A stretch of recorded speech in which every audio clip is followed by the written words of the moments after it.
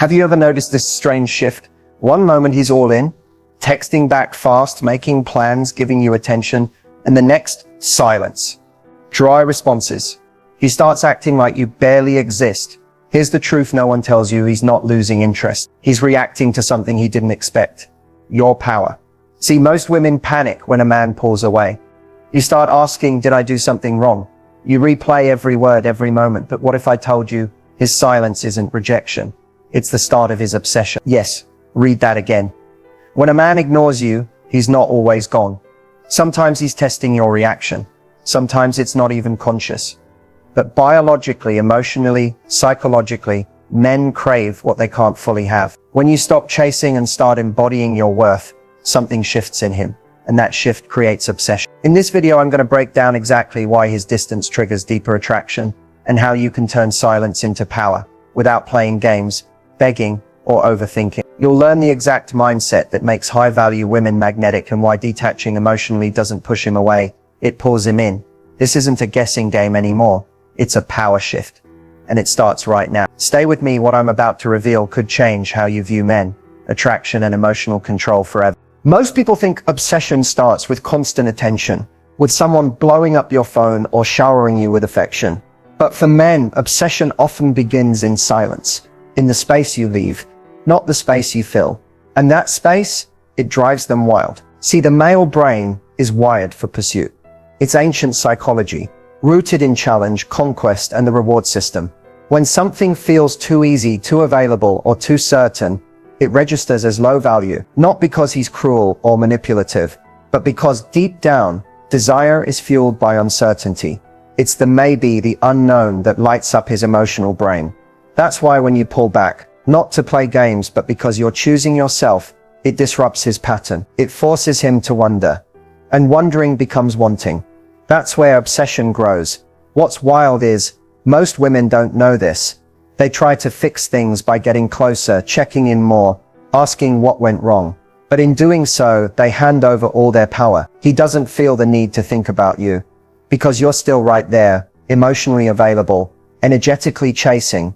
But when you step away and stop feeding his emotional comfort, you trigger something primal. He starts replaying memories, wondering what you're thinking, why you're quiet, who you might be talking to now.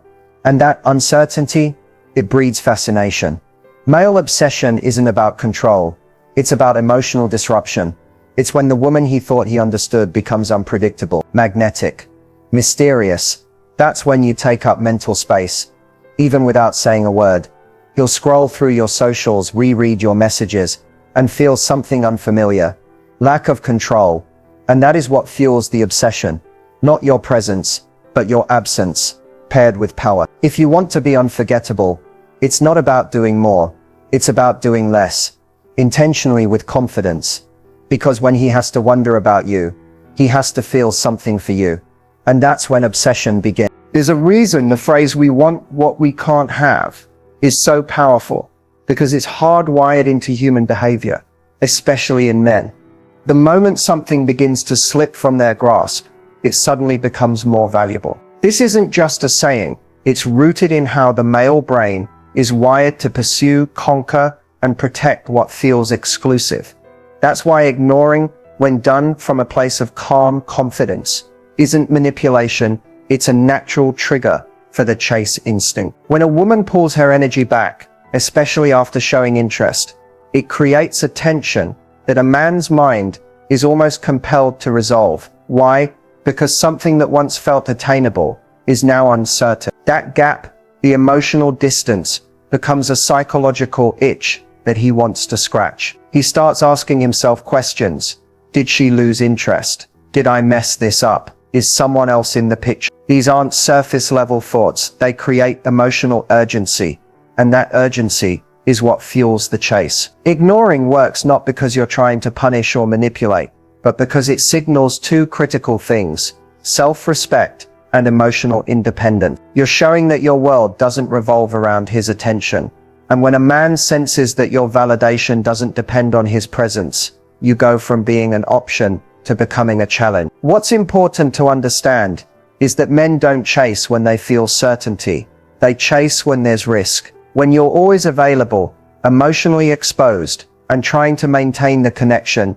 There's no tension. There's no reason for his mind to stay locked in. But when you remove your energy, when you stop texting first, stop reacting, stop over-explaining, you give him room to feel your absence. And in that silence, he begins to feel the weight of what he's about to lose. The chase instinct kicks in when there's something he wants, but isn't sure he has. That's when he starts remembering the little things, the way you laughed, the way you made him feel, the way you carried yourself. You take up space in his mind, because now there's mystery, and mystery activates imagination. Imagination builds desire, and desire pushes him to act. But this only works when your silence is genuine, when you're not pretending, but actually focused on yourself, your growth, your joy. When you're not waiting for his reaction, but truly detaching from the outcome. That's when your energy shifts. That's when he feels the difference, and that's what draws him in. Because the truth is, men don't chase what's easy, they chase what feels rare. And a woman who can walk away without needing to be chased is the woman most likely to be pursued. Let's bring this to life with real situations, because theory is one thing, but seeing how obsession is triggered in actual relationships makes everything click. Imagine a woman named Maya. She and a guy, let's call him Ryan, had a strong connection in the beginning. The chemistry was undeniable, the texting was constant, and he made it clear he was into her. Then slowly, things shifted. His texts got shorter. He started canceling plans. Instead of confronting him emotionally or trying to get answers, Maya did something most women wouldn't think to do. She went silent. No drama, no chasing. She simply stopped reaching out and redirected her focus back to her own life. She went out with friends, started showing up confidently on social media, and made it clear, without a single word, that she wasn't going to beg for his energy. 2 weeks later, guess who was back in her DMs? Not with a lazy hey, but with long messages, asking how she was, reminiscing about their time together, trying to reinsert himself into her life. That shift didn't happen because she ignored him for the sake of playing a game. It happened because she activated one of the most powerful emotional triggers, loss paired with uncertainty. Ryan didn't get closure. He didn't get the emotional reassurance most men expect when they pull away. Instead, he got silence, and that silence forced him to sit with the idea that she might actually be gone. Another example, Kayla was in a situationship. Things were going nowhere. The guy she liked told her he wasn't ready for a relationship, but still wanted to hang out, sleep together and keep things casual. Instead of continuing that pattern, Kayla suddenly stopped responding. No explanation, no emotional breakdown. She was just done. 3 weeks later, the same man who wasn't ready was confessing that he couldn't stop thinking about her. Why? Because she flipped the script. She took away access. She stopped feeding his emotional ego. And that disruption forced him to reevaluate her value in his life. Real-life obsession rarely comes from what you say. It comes from how you withdraw. It's not about ghosting or being cold. It's about creating distance that makes a man emotionally uncomfortable enough to question what he's losing. When you become less accessible, your value doesn't decrease, it multiplies. Men are most triggered emotionally when their patterns are disrupted. When the woman they thought they had under control suddenly becomes distant, happy and unbothered, they experience emotional dissonance. That discomfort turns into longing. And longing, when it's not immediately satisfied, turns into obsession. You don't have to be mean. You don't have to post thirst traps or play hot and cold. You just have to create space. Because the right kind of silence doesn't push him away. It pulls him in harder than words ever could. Silent treatment can feel like emotional torture. 1 minute, everything feels normal, even good, and the next, he's gone quiet. No explanation, no closure. Just a sudden emotional shutdown that leaves you questioning your worth, your words, and the entire connection. But here's the truth most people miss. The silent treatment isn't always about you. In fact, it often reveals more about him than it does about anything you said or did. When a man goes silent, it's usually not because he doesn't care. It's because he's avoiding discomfort, avoiding vulnerability, avoiding accountability. See, most men are never taught how to process emotions properly. Silence becomes their defense mechanism. It gives them a sense of control when they feel emotionally overwhelmed or uncertain. But that silence, while passive on the outside, is active on the inside. It's filled with unspoken thoughts, questions, doubts, and sometimes desire. What makes the silent treatment so emotionally triggering for women is the unknown. The brain hates uncertainty. You start filling in the blanks. Did I upset him? Did he lose interest? Is he talking to someone else? This spiral is what makes the silent treatment feel so powerful, because your mind starts working overtime while his actions remain still. But that's exactly where your power lies, in not feeding the silence with panic. Instead of rushing in to fix the connection, apologize or ask what's wrong. The best response is stillness, not coldness, but confidence. When you meet his silence with your own emotional self-respect, something unexpected happens. He feels the weight of it, because now he's the one wondering. He expected you to reach out, to chase, to crack under pressure. And when you don't, that psychological imbalance creates tension, and tension often leads to realization. The silent treatment becomes a test. Even if he doesn't realize he's giving it, he's testing whether you'll prioritize him over your peace, whether you'll hand over your emotional power just to get a response. And when you don't, you become unforgettable. Not because you tried to be, but because you refuse to play the game. It's important to note that there's a difference between using silence as a toxic weapon versus using silence as a boundary. If someone is giving you the silent treatment to punish or manipulate you, that's emotional immaturity, and it's a red flag.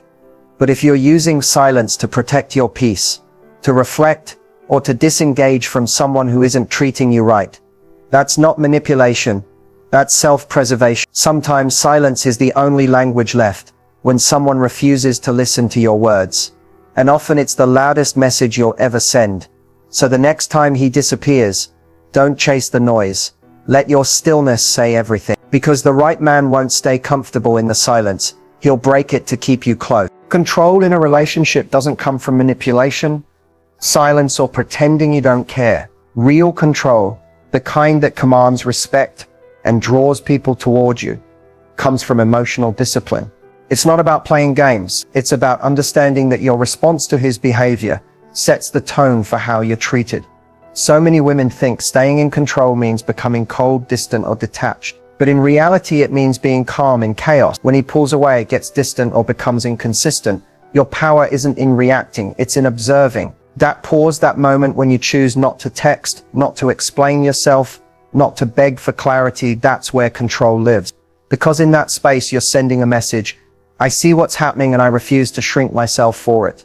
The reason this works so powerfully is because men subconsciously test your emotional boundary. They don't always know they're doing it, but when they pull back, delay a text, or go quiet, they're watching what you do. If you chase, they learn they can withdraw affection and still keep you. If you over-explain, they know you'll carry the emotional labor. But when you hold your line, you show that your value isn't negotiable. Now here's the part most people don't realize. Staying in control isn't about cutting off your emotions. You can still care deeply, you can still want them, but your feelings should never override your standard. When you choose peace over panic, alignment over attention, and self-respect over reassurance, you shift the dynamic. You're no longer asking to be chosen, you're choosing yourself. This doesn't mean playing hard to get or being cold. It means letting things unfold naturally without forcing an outcome. It's in the way you respond when he comes back around. You're warm but not overly eager. You're present but not desperate. You don't make him the center of your world. You let him earn a place in it. And when he feels that shift, everything changes. He starts to realize he's not dealing with someone who needs him to feel worthy. He's dealing with someone who already knows her worth. That kind of woman is rare, and rare creates desire. Not because she's withholding, but because she's selective. She knows what she brings. She doesn't chase energy that pulls away, and that creates gravity. Staying in control without playing games means being rooted in who you are. It means trusting that what's meant for you won't need to be chased or fixed. It means recognizing that silence is an answer, that mixed signals are clarity, and that a man who values you will never make you question your position in his life. So don't play games, play standard. That's where your power is, and it's how you remain unforgettable without losing yourself in the process. Mystery is one of the most underestimated traits in attraction, especially for women. In a world that constantly pressures you to explain yourself, prove your worth, and over-communicate your feelings, choosing to remain a little unpredictable becomes powerful. Not confusing, magnetic, because mystery is not about hiding who you are. It's about not revealing everything all at once. It's the art of holding just enough back to make someone lean in. What keeps a man hooked isn't constant access, it's emotional curiosity. When he thinks he has you completely figured out, his mind relaxes. The chase stops. But when there are layers he can't fully reach, when he senses that you're not fully available until he earns that deeper connection, he becomes invested. He starts watching more closely, listening more carefully, paying attention to what you're not saying. And that's where emotional attachment begins. Mystery triggers imagination, and imagination is the most powerful stimulant in the male mind. He starts thinking about you outside of your conversations. He starts wondering what you're doing, who you're with, how you feel about him. That space between what he knows and what he wants to know is where attraction intensifies. Because when a man has to wonder, he has to want. Being mysterious doesn't mean being distant or cold. It means you don't overshare your every thought, especially early on. You keep parts of your life sacred. You allow him to discover you, piece by piece. That slow reveal creates emotional gravity. The less you force a connection, the more naturally it deepens, because he's drawn to explore, not pressured to commit. Mystery also communicates confidence. It shows that you're not trying to sell yourself. You're not trying to convince him of your value. You already know you're valuable, and you're selective about who gets to know the real you. That kind of energy is irresistible, because it's rare. Most people are too afraid to be misunderstood, so they give too much too soon. But when you're comfortable being partially unknown, you become unforgettable. Think about it, what people obsess over most are the things they don't fully understand. The why didn't she text back? The what did she mean by that smile? The how is she still so calm when I'm pulling away? These thoughts keep his attention looping. Not because you're manipulating, but because you're not over-explaining. You're letting your energy speak louder than your words.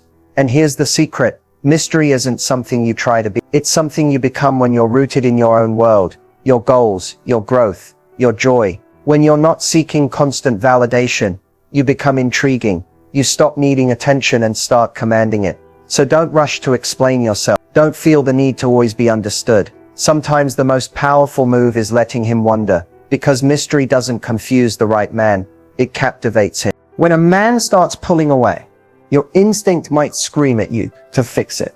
You want answers, clarity, or just some sort of reaction that lets you know he still cares.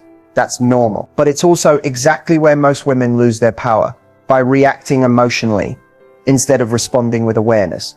What you do in this moment matters more than anything you said or did before. Because when he pulls away, the biggest mistake you can make is chasing. Chasing looks different for everyone. It might be sending that extra text just to check in. It might be posting something online just to get his attention. It might even be asking mutual friends what he's been up to. And while none of these actions are toxic by themselves, they all send the same subconscious message. You're scared to lose him. And nothing kills attraction faster than fear-driven energy. What you absolutely must not do is over-explain, over-apologize, or try to win him back with logic. Men don't respond to emotional pleas the way women do. When he pulls away and you lean in harder, he feels smothered, even if that was never your intention. What was once a connection begins to feel like pressure, and pressure pushes him even further. Another common mistake is assuming it's your fault. You start replaying every word, every moment, thinking you must have done something wrong. This overanalysis leads to self-doubt, and self-doubt leads to actions that compromise your worth, like offering more than he's giving, lowering your standards just to keep him interested, or trying to be better to get his attention. But a man who values you doesn't need convincing, and one who doesn't won't suddenly see your worth just because you tried harder. What also doesn't work, ultimatums given out of frustration. Telling him to make up his mind or lose you can feel empowering. But if it comes from an emotionally reactive place, it backfires. Instead of drawing him closer, it puts him on the defensive. True empowerment isn't about giving ultimatums. It's about giving yourself options. It's not choose me or else. It's I'll be over here choosing myself either way. Silence, on the other hand, is often misused as punishment. If you're going quiet to manipulate a reaction, it carries a heavy, resentful energy, and he can feel that. But when your silence comes from grounded self-respect, it's not a game, it's a boundary. A clear signal that you're not going to fight for space in someone else's life. Ultimately, when a man pulls away, the worst thing you can do is abandon yourself in an effort to keep him. Because the moment you trade your self-worth for connection, you lose both. Your best move is to lean into yourself, not into him. Let him feel your absence. Let your calm confidence remind him that you're not afraid of space. You know your value, and that kind of energy doesn't chase what chooses to drift. Making a man crave you isn't about being perfect, flawless, or pretending to be someone you're not. It's about becoming the kind of woman whose presence lingers even when you're not around. The kind of woman who carries herself with self-respect, mystery, and emotional depth. Someone who doesn't just take up space in his life, but in his mind. Craving begins when a man realizes you're not easy to access emotionally. And yet you're also not playing games. You are simply in control of your energy, and that is magnetic. To make him crave you, you have to flip the script. Most women focus on proving themselves, staying available, and constantly showing they care. But craving doesn't grow from certainty, it grows from curiosity. It's not about being cold or detached. It's about being selective. When a man senses that he has to earn emotional access to you, that he doesn't just get your time, affection, and vulnerability without showing consistency, he starts to value you on a deeper level. Craving also forms when you show him that your life is already full, that you're not waiting around for his call or holding your breath for a response. You're living, you're growing, you're becoming. When a man sees that you're not dependent on his attention to feel worthy, he realizes that you're a woman with her own orbit. And the more grounded you are in your own life, the more he wants to be part of it. Not because you begged for him, but because you inspired him. Also, never underestimate the power of emotional unpredictability. Not in a chaotic way, but in a human way. Don't be afraid to have layers. Be kind, but not overly available. Be expressive, but not overly vulnerable too soon. Let him feel that there's always something more to discover about you. When a man feels like he's figured you out completely, the chase ends. But when he senses there's depth to you, stories you haven't told, strength you don't brag about, dreams you're chasing, he doesn't just want to know you, he needs to. And most of all, stop overgiving. You don't have to earn love. You don't have to pour until you're empty just to keep someone around. The woman he craves is the one who gives from a place of wholeness, not desperation. She has boundaries, not walls. She can love deeply, but she's not afraid to walk away if that love isn't returned. In the end, you don't make him crave you by trying harder. You do it by being more of yourself, fully, authentically, unapologetically, the version of you who glows without forcing it, who knows her worth without announcing it. That's the woman who leaves a mark on his mind long after you've left the room. And that's the energy he'll come back for, again and again.